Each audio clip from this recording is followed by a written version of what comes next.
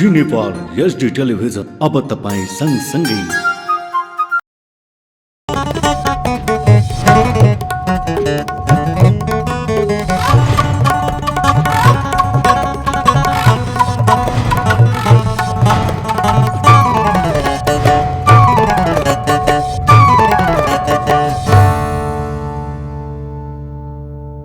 नमस्कार, जी नेपाल न्यूजमा यहाँलाई स्वागत छ। म खेमा जोशी। सुरु गरौं प्रमुख समाचारका शीर्षकहरूबाट। आज मार्गशीर्ष शुक्ल पूर्णिमा अर्थात उधौली पर्व। किरात समुदायले पितृको मान र प्रकृतिको सम्मानका रूपमा विभिन्न कार्यक्रम गरी मनाइयो।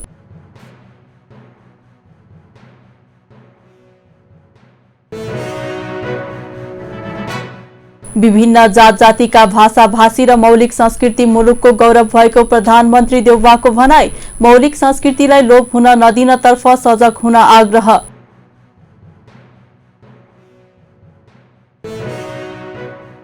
मानव अधिकार उल्लङ्घनका घटनाहरू अझै नरोकेको उपराष्ट्रपति पुनको भनाई। विकास र समृद्धिका लागि दुवै तहको सरकारले काम गर्नुपर्ने धारणा।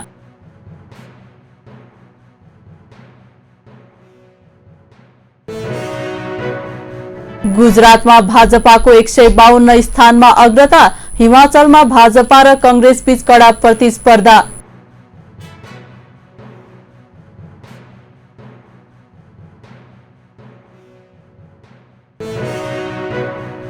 र लमजुङमा आगामी पुस 12 देखि 30औं त्रिवेणी कप सञ्चालन हुने। त्रिवेणी कपको विजेतालाई 5 लाख रुपैयाँ नगद सहित सम्मान गरिने।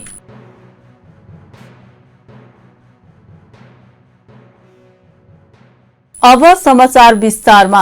मार्गशीर्ष शुक्ल पूर्णिमाका दिन बिहिबार पितृको मान र प्रकृतिको सम्मानका रूपमा किरात समुदायले उधौली पर्व मनाएका छन्। किरात समुदायका याख्खाले चासुवा, सुनवारले फोलस्यादार, राईले उधौली सकेला र लिम्बूले चासोक तङनाम पर्वका नाममा उधौली धुमधामसँग मनाउने गर्दछन्।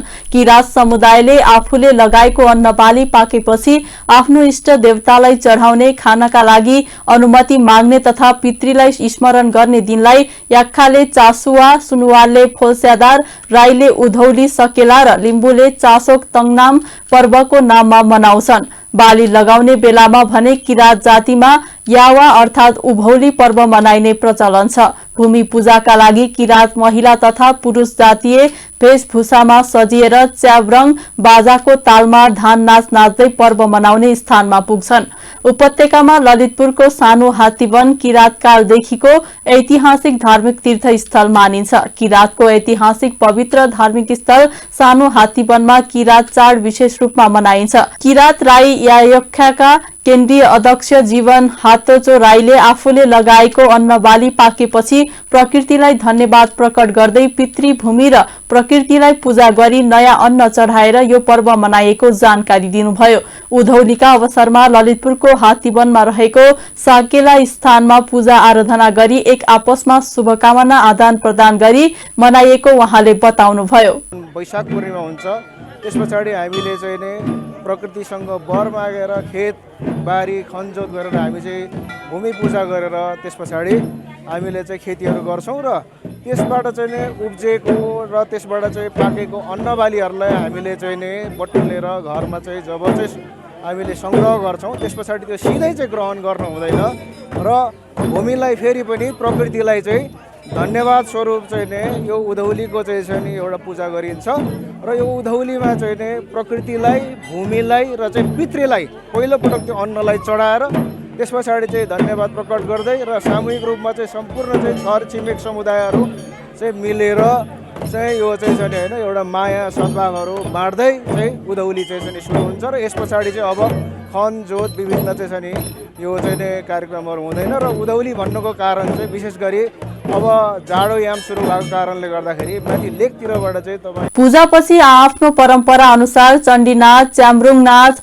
ढोल नाच लगायतका नाच नाचेर मनोरञ्जन गर्छन्। पर्व मनाउन त्यहाँ भेला भएका किराँतले आफ्नो परम्परागत सांस्कृतिक कार्यक्रम र विभिन्न खेलकुद प्रतियोगिता पनि आयोजना गर्ने परम्परा छ। उधौलीमा खेतीपाती राम्रो गरेकामा साकेला भूमेलाई धन्यवाद दिने पर्वका रूपमा मनाउने गरिएको विश्वास समेत किराँत जातिमा छ। दुवै पर्वलाई किराँत समुदायले भव्य रूपमा मनाउँछन्।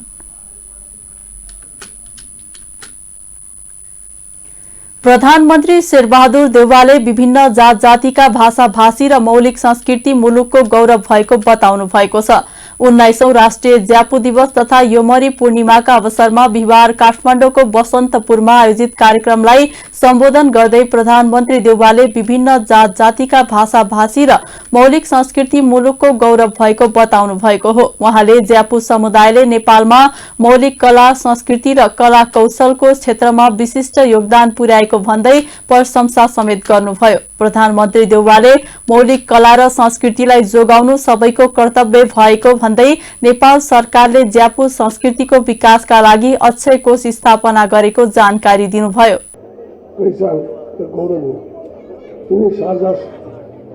मौलिक संस्कृति परम्पराको अनेकतामा एकताको भावना सिर्जना गर्दै हाम्रो राष्ट्रिय एकता र अखण्डतालाई सुदृढ आएका छन्। नेपालका विभिन्न समुदायमध्ये ज्यापु समुदाय आफ्नो मौलिक र विशिष्ट परम्परा भाषा संस्कृति र पहिचानको ठुलो समुदाय हुन्। मेहनती र इमान्दार समुदायको रूपमा परिचित ज्यापु समुदाय नेपाली समाज संस्कृतिका विभिन्न अङ्ग हुन्। यो समाजले नेपाल समुदायभित्र नेवार समुदायभित्र आफ्नो मौलिक कला संस्कृति सिपका कारण विशिष्ट स्थान ओगटेको छ। कृषि अर्थतन्त्रको विकासमा पनि यो समुदायको महत्त्वपूर्ण भूमिका रहँदाएको छ। काठमाडौँ उपत्यकाको कला संस्कृति सभ्यताको विकासमा ज्यापु समुदायले ज्यापु समाजको उल्लेखनीय योगदान छ। ज्यापु समुदायका दर्ता पर्व सांस्कृतिक गतिविधिहरू कला कौशल नेपालका अमूल्य निधि हुन्। ज्यापु समुदायका धार्मिक सांस्कृतिक परम्परा र कलाकृति शिल्प र रहन सहनको संरक्षण गर्न हाम्रो साझा दायित्व हो। यस्ता महत्त्वपूर्ण संस्कृति र सभ्यतालाई संरक्षण गर्ने जीवन राख्नु विलीन हुनबाट जोगाउनु हाम्रो कसम कर्तव्य हो। राष्ट्रिय ज्यापु दिवसको माध्यमबाट नेपालको आर्थिक तथा सामाजिक विकासमा ज्यापु समुदायले पुर्याउँदै आएको योगदानलाई सबै समक्ष उजागर गर्न उनीहरूले उनीहरूको सांस्कृतिक परम्परा र रहनसहनलाई सम्बन्धन र प्रबन्धन गर्न मद्दत पुर्याउने विश्वास दिएको छु। साथै यस दिवसले काठमाडौँ उपत्यकाभित्र र बाहिर रहेका ज्यापु समुदायहरूबीच विभिन्न धर्म संस्कृति समुदाय र क्षेत्रसँग आबद्ध नागरिकहरूबीच आपसी एकता मेलमिलाप सद्भाव र सहिष्णुता सुदृढ बनाउनु पनि सहयोगपूर्ण विषय दिएको छु। काठमाडौँ उपत्यकाभित्रको ज्यापु समुदायले न्यूनतम आर्थिक नैतिक सुविधाको बिचमा पनि आफ्नो मौलिक परम्परागत संस्कृतिलाई जीवन्त राख्न गर्ने आफ्नो प्रयास सराहनीय छ। यस्तो प्रयासलाई कदर गर्दै नेपाल सरकारले ज्यापु समुदायको संस्कृति परम्पराको संरक्षणका लागि ज्यापु संस्कृति विकासका लागि अक्षय कोष स्थापना गरेको छ। आज सो कोषबाट प्रत्येक वर्ष ज्यापु समाज दिवस मनाउन लागेको ज्यापु समुदायको संस्कृति र सभ्यतालाई संरक्षण गरेर विश्वमा दिशामा विभिन्न कार्यक्रमहरू सञ्चालन भइरहेका छन्। कार्यक्रममा संस्कृति पर्यटन तथा नागरिक उड्डयन मन्त्री जीवनराम श्रेष्ठले संस्कृति र सम्पदाको जगेर्ना गर्न सके मात्र पहिचान कायम गर्न राष्ट्रलाई चिनाउन सकिने बताउनुभयो। उहाँले सरकारले संस्कृति र सम्पदाको विकास र संरक्षणको लागि अघि बढाएको कामलाई जनस्तरबाट पनि सँगसँगै लैजान सके मात्र संस्कृति र सम्पदाको जगेर्ना गर्न सकिने धारणा राख्नुभयो। आफ्नो मन्त्रालयले पर्यटन क्षेत्रको विकास गर्न संस्कृति र सम्पदालाई आधार बनाएर अघि बढ्नुपर्छ भन्ने नीति अघि सारेको बताउनुभयो। को जगेर्ना गर्ने कुराहरू, यहाँका सम्पदाको संरक्षण गर्ने कुराहरू र हाम्रो इतिहासलाई उजागर गर्ने कुराहरू र हाम्रो सभ्यतालाई चिनाउने कुराहरू यो सँगसँगै भइरहेको छ। र हामीले हाम्रो सभ्यतालाई चिनाउन सक्यौं भने मात्र हामीले हाम्रो इतिहासलाई उजागर गर्न सक्यौँ भने र हामीले हाम्रा सम्पदा र संस्कृतिहरूलाई संरक्षण गर्न सक्यौँ भने मात्र हामीले हाम्रो पहिचानलाई कायम गर्न सक्छौँ, हामीले हाम्रो राष्ट्रलाई चिनाउन सक्छौँ, हामीले हाम्रो मौलिकतालाई चाहिँ नि हामीले संरक्षण गर्न सक्छौँ। त्यसो भएको हुनाले यसको एउटा छुट्टै महत्त्व छ भन्ने मलाई लाग्छ। सरकारले संस्कृतिको विकासको लागि, सम्पदाहरूको संरक्षणको लागि जुन कामहरू अगाडि बढाइरहेको छ यसलाई जनस्तरबाट पनि हामीले सँगसँगै लैजान सक्यौँ भने हाम्रो देशको संस्कृतिलाई अझ हामीले संरक्षण गर्न सक्छौँ र हामीले हाम्रो सम्पदाहरूलाई हामीले जगेर्ना गर्न सक्छौँ र हाम्रो मौलिकतालाई हामीले कायम राख्न सक्छौँ। यो काममा अझ हामी सशक्त ढङ्गबाट अगाडि बढ्न सक्छौँ भन्ने मलाई लाग्छ।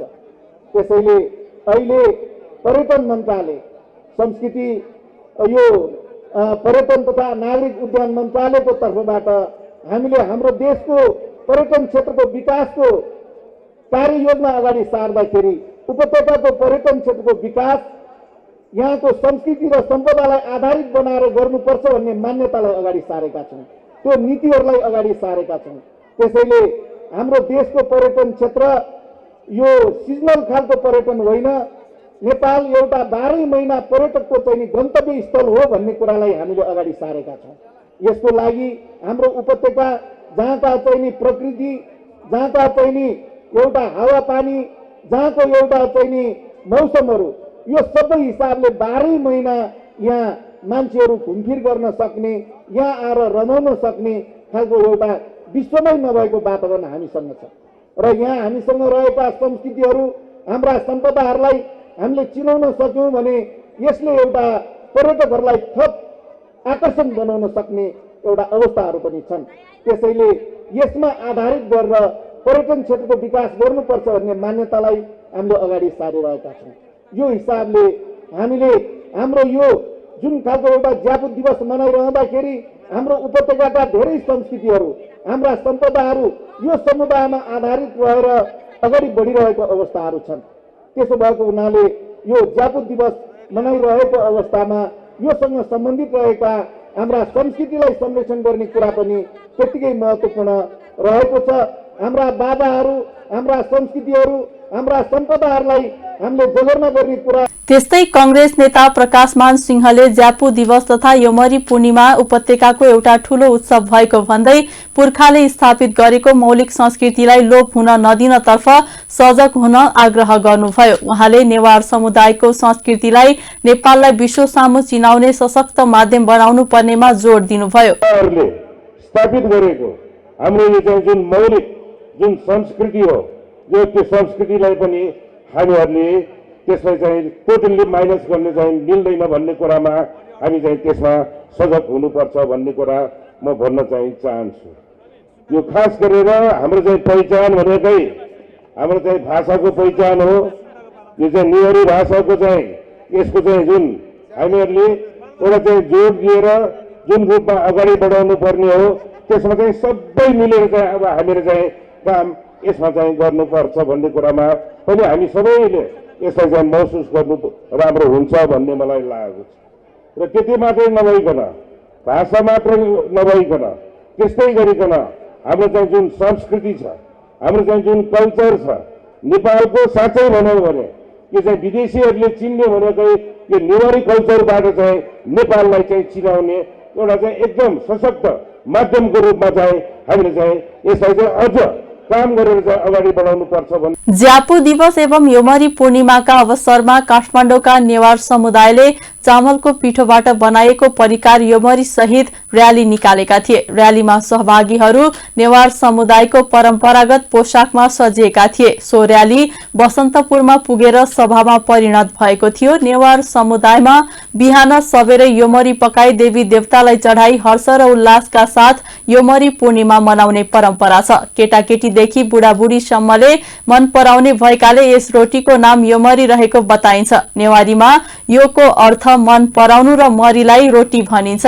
चामलको पिठोभित्र चाकु र खुवा हालेर अण्डाका रूपमा डल्लो बनाइएको परिकारलाई यमरी भनिन्छ।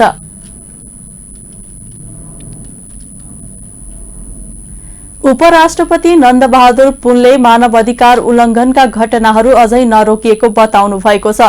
बिहिबार काठमाडौँमा आयोजित 14औं राष्ट्रिय मानव अधिकार महाभेलालाई सम्बोधन गर्दै उपराष्ट्रपति पुनले विभिन्न मानव अधिकारसँग सम्बन्धित संघ संस्थाले गरेको विभिन्न प्रयासका बावजुद पनि मानव अधिकार उल्लंघनका घटनाहरू अझै नरोकिएको भन्दै मानव अधिकारसँग सम्बन्धित कानूनी व्यवस्था पूर्ण रूपमा लागू गराउन सबैको ध्यानाकर्षण गराउनुभयो। सबै जनताले मानव अधिकार पाएको महसुस गर्न नसकेको भन्दै उपराष्ट्रपति पुनले मानव अधिकार आवाज विहीन शोषित उत्पीडित र राज्यले पछि पारेका जाति र वर्गहरूको लागि आवश्यक रहेको भन्दै मानव अधिकारको कार्यान्वयन समाजको उन्नति र प्रगतिका लागि भएको बताउनुभयो।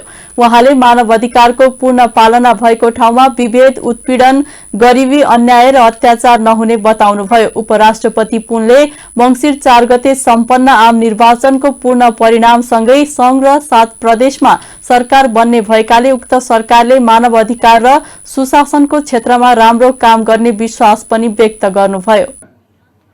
जनताले सम्पूर्ण मानव अधिकार पाएको महसुस गर्न सकिरहेको अनुभूति हुँदैन। मानव अधिकार सबैका लागि हो र वास्तविक अर्थमा मानव अधिकार आवाजविहीन, शोषित, उत्पीडित, सीमान्तकृत र राज्यले पछाडि पारेका जाति र वर्गहरूको लागि हो र मानव अधिकारको कार्यान्वयन समाजको उन्नति र प्रगतिका लागि हो र जहाँ मानव अधिकारको पूर्ण पालना हुन्छ र त्यहाँ विभेद, उत्पीडन, गरिबी, अभाव, अन्याय, अत्याचार अर्थात् शोषण हुँदैन। यी सबै कारण मानव अधिकारको सम्मान, संरक्षण र पालना गर्न भने अनिवार्य छ। मानव अधिकारको प्रत्याभूतिका लागि कानुनी व्यवस्थाहरूको पूर्ण लागू गर्न आवश्यक छ र म यसतर्फ सबैको ध्यानाकर्षण गराउन चाहन्छु। भद्र महिला तथा सज्जनप्रेम, भर्खरै नेपाली जनताले आफ्नो सार्वभौम अधिकारको प्रयोग गरेका छन् र आगामी 5 वर्षका लागि भएको प्रतिनिधि सभा र राष्ट्रिय सभाको निर्वाचनमा आफ्नो अमूल्य मत दिएका छन् र यो अमूल्य मत दिनु पनि आफ्नो अधिकार हो, मानव अधिकार हो र म निर्वाचनमा सहभागी भएर मताधिकारको प्रयोग गर्नुभएकोमा आम मतदाताहरूलाई म यस मञ्चबाट हार्दिक बधाई पनि दिन चाहन्छु र यस निर्वाचनमा भाग लिएर निर्वाचित हुनुहुने सबैलाई म बधाई पनि दिन चाहन्छु र निर्वाचन सम्पन्न गराउने निर्वाचन आयोग, नेपाल सरकार, सुरक्षा निकाय, कर्मचारी, पर्यवेक्षक सबैलाई म हृदयदेखि नै धन्यवाद दिन चाहन्छु र प्रतिनिधि सभा र प्रदेश सभाको निर्वाचनको परिणाम पनि आइसकेको छ र निर्वाचनको पूर्ण परिणामसँगै संघ र 7 प्रदेशमा सरकार बन्नेछ र ती सरकारहरूले देशको विकास र समृद्धिको लागि र मानव अधिकारका क्षेत्रहरूमा, सुशासनको क्षेत्रहरूमा राम्रो काम गर्ने छन् भन्ने कुरा पनि म विश्वास लिएको छु। अर्थात् सुशासनको क्षेत्रमा पक्कै पनि आजका दिनभन्दा आगामी दिनहरू अझै राम्रा र अझै प्रगतिशील र मानव अधिकारको क्षेत्रमा पक्कै पनि धेरै प्रगति हुनेछ भन्ने हामी सबैले विश्वास गर्दछौँ। उहाँले विकास र समृद्धिका लागि पनि दुवै तहको सरकारले काम गर्नुपर्ने बताउनुभयो। राष्ट्रिय स्वतन्त्र पार्टीले समानुपातिक पद्धतिमा पाएको 13 सीटमा सांसद चयन गर्दा विधि मिच्न खोजिएको भन्दै केही उम्मेद्वारहरूले असन्तुष्टि जनाएका छन्। समानुपातिकको बन्द सूचीमा रहेका उम्मेद्वारबाट 13 जना चयन गर्दा पार्टीको विधि पद्धति, बन्द सूचीको क्रम संख्या जस्ता मान्यता मिच्न खोजिएको भन्दै कार्यकर्ताहरूले असन्तुष्टि जनाएका हुन्। राष्ट्रिय स्वतन्त्र पार्टी सुनसरीका अध्यक्ष लाल विक्रम थापाले प्राइमरी इलेक्सनबाट समानुपातिक पद्धतिका उम्मेद्वारको बन्द सूची तय गरेकाले त्यसै अनुसार सांसदहरू चयन हुनुपर्ने बताउनुभयो। राष्ट्रिय स्वतन्त्र पार्टीका कतिपय समानुपातिक उम्मेद्वारले प्राइमरी इलेक्सनमा पाएको मत अनुसार निर्धारण गरिएको क्रम मिचिने हो कि भन्नेमा शंका लागेकाले पार्टीलाई खबरदारी गरिएको उहाँले बताउनुभयो। उहाँले डिजिटल डेमोक्रेसीको कुरा गर्ने पार्टी डिजिटलकै अवधारणा अनुसार चलोस् भन्नका लागि आफूहरूले दबाब दिएको बताउनुभयो। भोट गर्न सक्नुहुन्थ्यो र सोही अनुसार तपाईले प्रत्यक्ष वा समानुपातिक दुवै तर्फको तपाईले जो जनता आम नेपाली जनताले छान्नुभएका क्यान्डिडेटहरूलाई राष्ट्रिय स्वतन्त्र पार्टीले आफ्नो उम्मेदवार बनाएर पठाएको थियो। त्यो विधिको हामीले रक्षक र एसियाको हामी किताब पनि भन्न चाहन्छौँ हामी डिजिटल डेमोक्रेसीको। र जहाँसम्म आज हामीले प्रत्यक्षतर्फको निर्वाचन सकिसक्दाखेरि अहिले समानुपातिक तर्फबाट हामीले जम्मा 13 सिट प्राप्त गरेका छौँ। त्यो 13 सिटमा हामीले जो मेम्बर पठाउँदाखेरिमा डिजिटल डेमोक्रेसीबाट जुन प्राइमरी इलेक्सनबाट छानिएको छ सोही अनुसार नै पठाउनुपर्छ भन्ने कुरामा हाम्रो ध्यानाकर्षण छ। पहिलो कुरा, यसमा केन्द्रीय टिम पनि सजग सबै कुराहरूले यस कुराको मनन गर्नुभएको छ। तथापि पनि हाम्रो एउटा रोग लाग्नु पूर्व नै यसको चाहिँ एउटा उपचार गर्न खोजेको, त्यसको बारेमा पहिचान गर्न खोजेको र हामीले ध्यानाकर्षण गर्न खोजेको पहिलो कुरा। दोस्रो कुरा, 275 सिटमा हामीलाई जम्मा 20 सिट प्राप्त भयो। धेरै ठाउँ हामीले झिनोमतले पराजित हुनु पर्यो। यो कुरालाई गम्भीर समीक्षा गर्दै हामीले प्राप्त गरेको 20 सिटलाई जनताले किन दिनुभयो भन्दाखेरिमा तपाईहरू सरकारमा जाने होइन, तपाईहरू आवाजबिनहरूको आवाज बोल्ने, तल बसेर बोल्ने भनेर भन्नुभएको कारणले गर्दा यो कुरालाई प्रतिनिधित्व गर्दै आम जनता, तिनको नेपाली जनताको यो प्रिय पार्टी, प्यारो पार्टी राष्ट्रिय स्वतन्त्र पार्टीको यो गरिमालाई उच्च राख्दै हामी सरकारमा जानु हुँदैन भन्ने कुराको आम नेपाली जनताको बुझाइ छ। यस विषयमा हाम्रो केन्द्रीय समितिलाई ध्यानाकर्षण गर्न खोजेका छौँ। तेस्रो कुरो, हाम्रो राष्ट्रिय सभापति रवि लामिछानेज्यू, पार्टी सभापति रवि लामिछानेज्यूलाई चाहिँ अहिले एउटा विभिन्न मिडियाले प्रचारबाजी गरेर उहाँ चाहिँ नेपाली नागरिक नै होइन भन्ने ढङ्गले जुन तर्क होइन कुतर्क गरिराख्नु भएको छ, यसप्रति हाम्रो गम्भीर ध्यानाकर्षण छ। उहाँ नेपालमै जन्मिएको हो। उहाँ जन्मिँदाखेरिको साथी अहिले पनि कुनै डाँडामा, कुनै रुखमा अहिले पनि यदि कागले खाएको रहेछ भने अहिले पनि छँदैछ। उहाँ नेपालमै जन्मिएको हो, नेपाली नागरिकता लिएको मान्छे हो। काम विशेषले आफ्ना बच्चा पाल्नको निमित्त विदेश जानुपर्ने हाम्रो जुन नियति छ त्यसलाई उहाँले पनि अमेरिका जानुभयो, उहाँ लिगलाइज जानुभयो र फर्केर आउँदा पनि लिगल्ली आउनु भएको छ। र नेसनल मिडिया मार्फत उहाँले सबैले सुन्ने गरी भनिराख्दाखेरिमा र उहाँ चाहिँ गलत बाटो, गलत तरिकाले गए जस्तो ढङ्गले चाहिँ जुन ढङ्गबाट आइरहेको छ समाचार, यो यसप्रति हाम्रो गम्भीर आपत्ति छ, गम्भीर ध्यानाकर्षण छ। यसो गर्नु हुँदैन। एउटा हामी हुनसक्छ सानो पार्टी भयौँ भन्दैमा हामीलाई त्यसरी हेप्नु। राष्ट्रिय स्वतन्त्र पार्टीले प्राइमरी इलेक्सनमा पाएको मतको आधारमा समानुपातिकको बन्द सूची तय गरेको थियो। राष्ट्रिय स्वतन्त्र पार्टीले प्रत्यक्षतर्फ 7 सिट जितेको छ, त्यस्तै समानुपातिकमा 13 सिट पाएको छ। निर्वाचन आयोगले राष्ट्रिय दलको मान्यता पाएकाहरूलाई 3 दिनभित्र समानुपातिक उम्मेद्वारको नाम पठाउन भनिसकेको छ।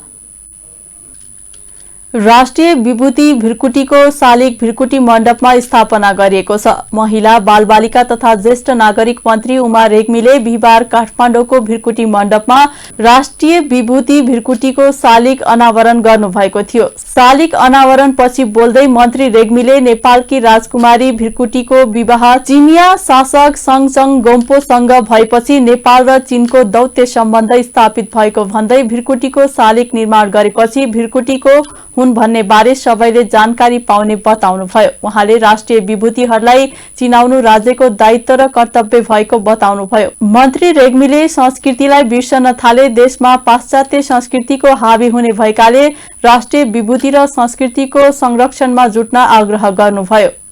सङचङ गोम्पोसँग हाम्री राजकुमारी अहिले राष्ट्रिय विभूति भिरकुटीको विवाह भइसकेपछि चीन र नेपालको दौत्य सम्बन्ध कायम भएको हो र अरू सांस्कृतिक धेरै कुरा तिब्बतसँग आदान प्रदान चाहिने भएको हो। त्यसो भएको हुँदा हामीले चाहिँ यसको धेरै ठुलो महत्त्व छ, धेरै ठुलो इतिहास छ। तर अहिले भिरकुटी मण्डप भिरकुटी कसको नाम रहेछ, को महिलाको कुन महिलाको नाम रहेछ भन्ने परिस्थिति चाहिँ वास्तवमा थियो। तर यो स्ट्याचु बनाइदिइसकेपछि वास्तवमा को हो त भिरकुटी मण्डप? भिरकुटी मण्डप भनेको कसको नामबाट हो, को हो भिरकुटी भन्ने कुरा चाहिँ नि प्रमाणित भएको छ उनी चाहिँ हाम्रो राष्ट्रिय विभूति हो। नेपालको गौरवलाई विदेशसँग वैवाहिक सम्बन्ध राखेर पनि नेपालको गौरवलाई, नेपालको संस्कृतिलाई चाइनासम्म तिब्बत उहाँले हरेक संस्कृतिको धरोहरहरूको खोजी गरी संरक्षण सम्वर्धनमा लाग्नुपर्ने अहिलेको आवश्यकता रहेको बताउनुभयो।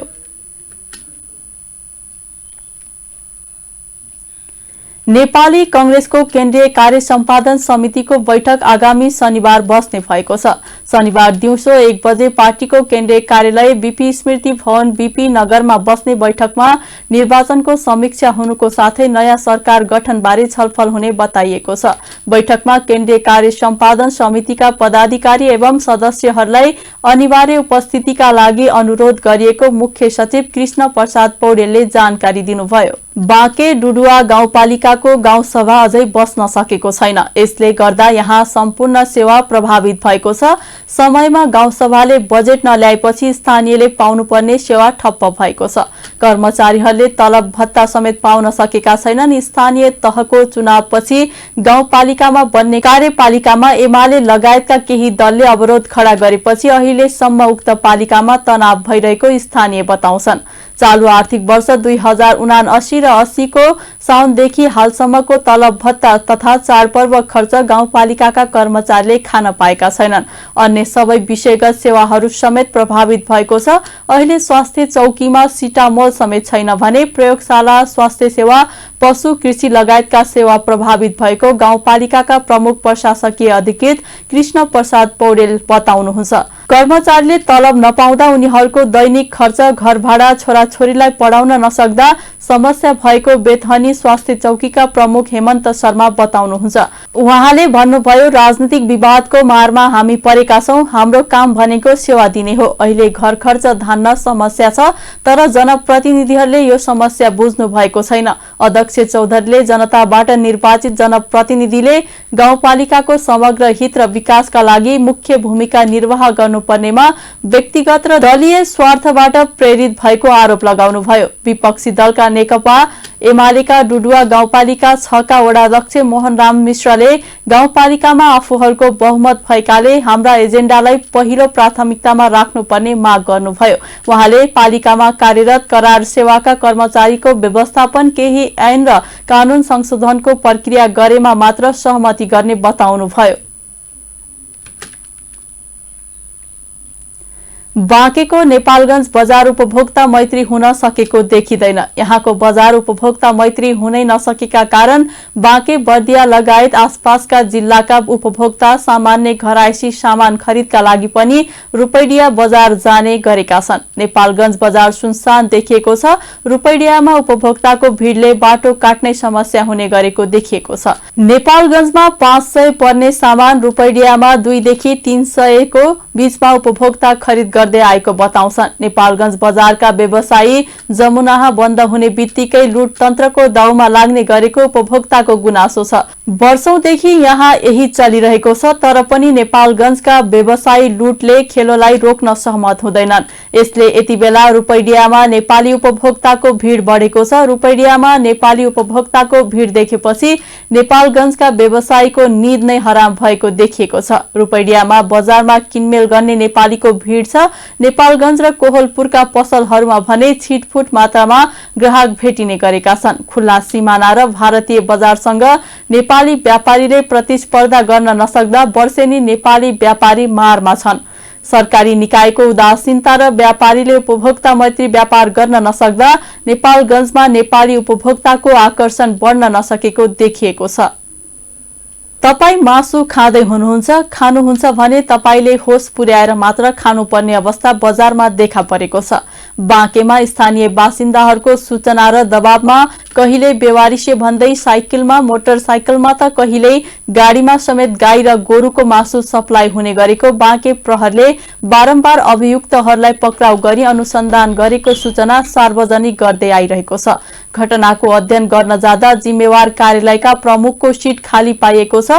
बाँके प्रहरीको उक्त कदम पछ्याउँदै जाँदा बाँकेका विभिन्न ठाउँमा गाई तथा गोरुहरू काटेर केही स्थानीय स्तरमा खपत गर्ने गरेको र अधिकांश गाई गोरुको मासु नेपालगञ्ज र कोहलपुरका विभिन्न मिट सप्लायर्सहरूले काठमाडौँका विभिन्न मिट सप्लायर्समा पुर्याउने गरिएको पाइएको छ। भारतसँग सीमा जोडिएको बाँके जिल्लामा भारतबाट नेपालतर्फ गाई गोरुहरू निर्बाध रूपमा छिर्ने गरेका छन्। भारतको उत्तर प्रदेश सरकारले पशु पंक्षी प्रति हेर्ने र गर्ने व्यवहारमा कड़ा कानून बनाएर त्यसलाई कार्यान्वयनमा ल्याएपछि भारतमा गाई गोरुको मासु त के कुटपिट गरेकोमा समेत कानून आकर्षित हुने गर्दछ। सड़क यातायातबाट पश्चिम नेपालको गेटवे बनेको बाँकेमा पहिल्यै प्रहरी संगठनका विभिन्न सम्बन्धित युनिटहरूसँगको मिलेमतोमा जिउँदो गाई गोरु गाड़ीमा कोचाकोच गरेर काकड भित्ता कटाउने गरिएकोमा नेपालमा सुर्खेत घटनापछि गाई गोरुका ठेकेदारहरू तर्सिएर पहिले भन्दा कम तस्करी गर्ने गरेको अवस्था छ। बाँके तथा बर्दियाबाट गाड़ीमा गाई गोरु तस्करीमा कमी भएपछि बाँकेको नेपालगञ्ज र कोहलपुरमा आधार बनाएर करिब 1 दर्जन मिट सप्लायर खोलिएका छन्।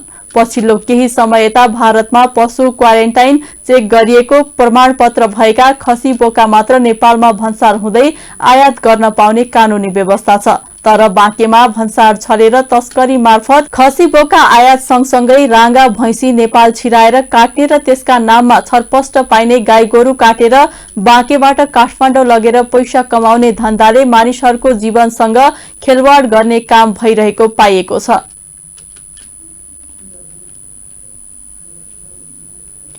भेरी अस्पताल नेपालगञ्जमा मृगौलाका बिरामीले 4 महिनादेखि डायलासिसका लागि पालो कुरिरहेका छन्। यति लामो समयदेखि लाइनमा बस्दा पनि उनीहरूको पालो आएको छैन। अस्पतालको हेमोडायलासिस युनिटका अनुसार भदौदेखि 85 जना बिरामीले पालो कुरिरहेका छन्। उनीहरूले पालो पाएका छैनन्। पालो कुरिरहेका कतिपय सम्पर्कविहीन भइसकेका छन्। उनीहरूको मृत्यु भयो वा अन्यन्त्र गए अस्पताललाई जानकारी छैन।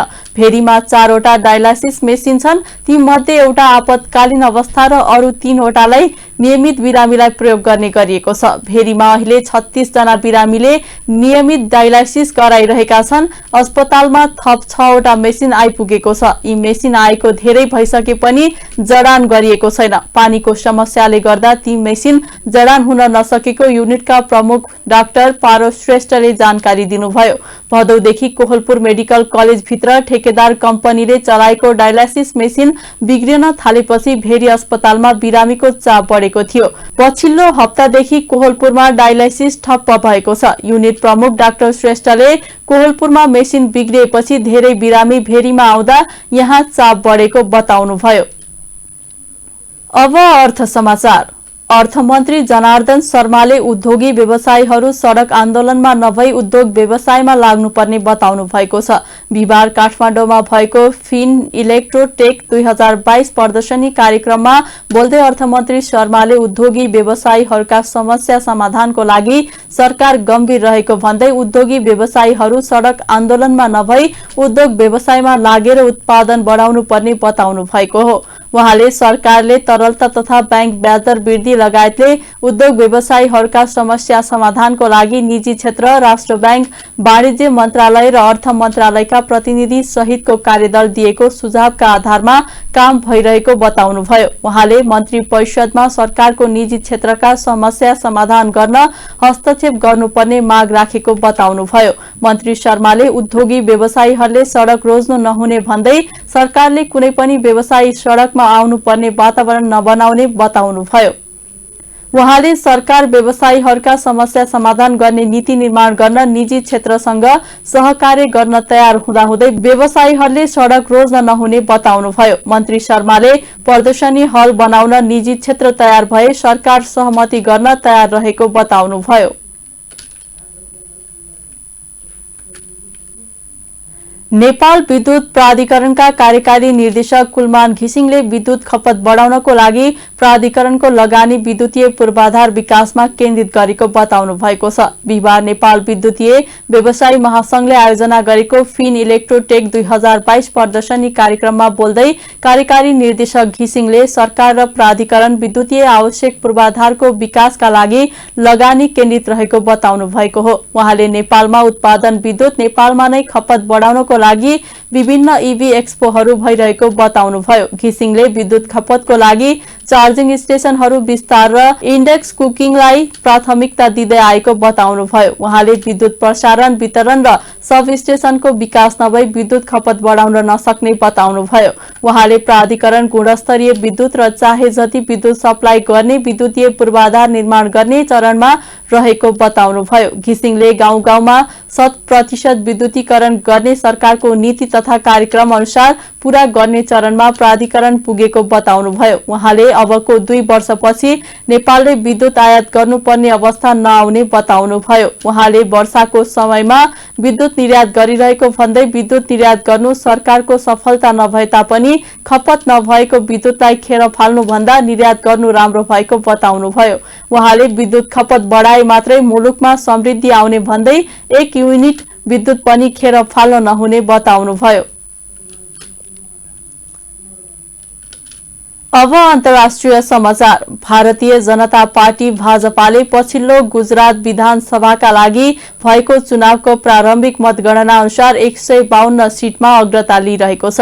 भाजपाले गुजरातमा यस पहिले सन् 2002 मा 127 सीटको आफ्नै रेकर्ड तोड्ने देखिएको छ। भाजपाले गुजरातमा सन् 1985 मा माधव सिंह सोलंकीको नेतृत्वमा भारतीय राष्ट्रिय कांग्रेस आई सरकारले विधानसभामा हासिल गरेको 147 को उच्च चुनावी कीर्तिमानलाई पनि तोड्ने देखिएको छ। यसअघि सार्वजनिक गरिएको सर्वेक्षणमा भाजपा राज्यमा 7औं पटक भारी बहुमतका साथ सत्तामा आउने अनुमान गरिएको थियो। गुजरात विधानसभा चुनावको मतगणना आज बिहिबार बिहान 8 बजेदेखि शुरू भएको छ। गुजरातका 33 जिल्लाका 37 मतदान केन्द्रमा मतगणना शुरू भएको छ। गुजरातका मुख्य निर्वाचन अधिकारी पी भारतीका अनुसार मतगणनाका लागि 182 पर्यवेक्षक, 182 निर्वाचन अधिकृत र 494 सहायक निर्वाचन अधिकृत सेवामा खटिएका छन्। मतगणनाका लागि थप 78 जना सहायक निर्वाचन अधिकृत रहेका छन्। गुजरातमा विधानसभा चुनाव क्रमशः डिसेम्बर 1 र 5 मा 2 चरणमा सम्पन्न भएको थियो। गुजरात चुनावको दोस्रो चरणको अन्त्यसम्ममा गुजरातमा अनुमानित 59.11% मतदान भएको थियो। डिसेम्बर 1 मा भएको पहिलो चरणको मतदानमा गुजरातमा 63.14% मतदान भएको थियो।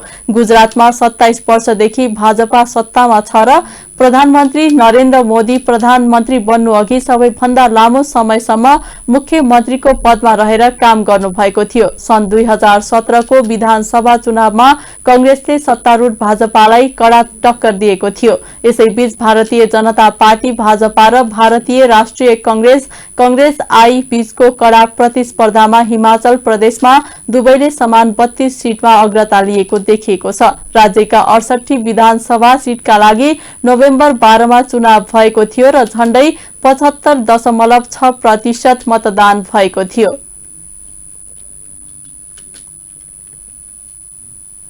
अब खेल समाचार। लमजुङमा 30औं त्रिवेणी कप सञ्चालन हुने भएको छ।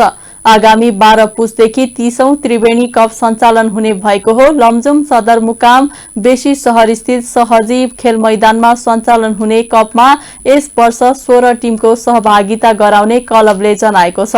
जिल्लामा फुटबल खेलको विकास र पगरी व्यवसायीकरण गर्ने र उच्च स्तरीय फुटबल प्रतियोगिता सञ्चालन गर्दै आएको र त्रिवेणी क्लबले नयाँ खेलाडीलाई प्रोत्साहन गर्ने, राष्ट्रिय तथा अन्तर्राष्ट्रिय स्तरको खेलाडी उत्पादन गर्ने, खेल पर्यटनको विकास र युवाहरूलाई अनुशासित र मर्यादित बनाउनका लागि त्रिवेणी कप सञ्चालन गर्दै आएको क्लबका अध्यक्ष विनोद गुरुङले बताउनुभयो। लमजुङ, मनाङ, गोर्खा, तनहु, चितवन, कास्की, नवलपुर, काठमाडौँ लगायतका जिल्लाहरूबाट फुटबल खेल्नलाई खेलाडीहरू वर्षेनी आउने गरेको क्लबले जनाएको छ। त्रिवेणी कपको विजेतालाई नगद 5 लाख रुपैयाँ, त्रिवेणी कप मेडल र प्रमाणपत्र प्रदान गरिनेछ भने उपविजेतालाई नगद 3 लाख रुपैयाँ, रजत पदक र प्रमाणपत्र प्रदान गरिने अध्यक्ष गुरुङले जानकारी दिनुभयो। खेल समाचार सँगै हामी जी नेपाल न्यूजको अन्त्यमा आइसकेका छौं। जाँदा जाँदै प्रमुख समाचारका शीर्षकहरू पुनः एकपटक। आज मार्गशीर्ष शुक्ल पूर्णिमा अर्थात उधौली पर्व। किरात समुदायले पितृको मान र प्रकृतिको सम्मानका रूपमा विभिन्न कार्यक्रम गरी मनाइयो।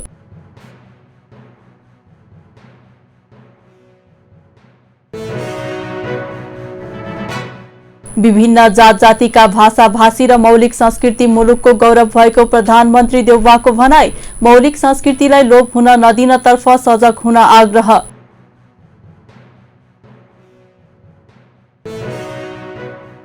मानव अधिकार उल्लङ्घनका घटनाहरू अझै नरोकेको उपराष्ट्रपति पुनको भनाई। विकास र समृद्धिका लागि दुवै तहको सरकारले काम गर्नुपर्ने धारणा।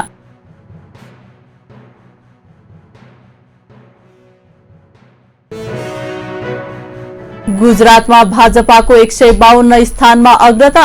हिमाचलमा भाजपा र कांग्रेस बीच कडा प्रतिस्पर्धा।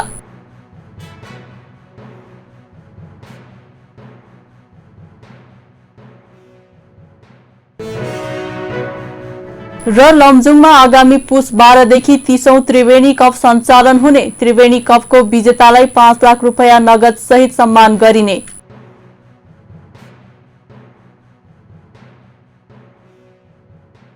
प्रमुख समाचारका शीर्षकसँगै अहिलेका लागि जी नेपाल न्यूज सकियो। ताजा समाचार र मनोरञ्जनका लागि जी नेपाल एचडी टेलिभिजन हेर्दै गर्नुहोला। नमस्कार।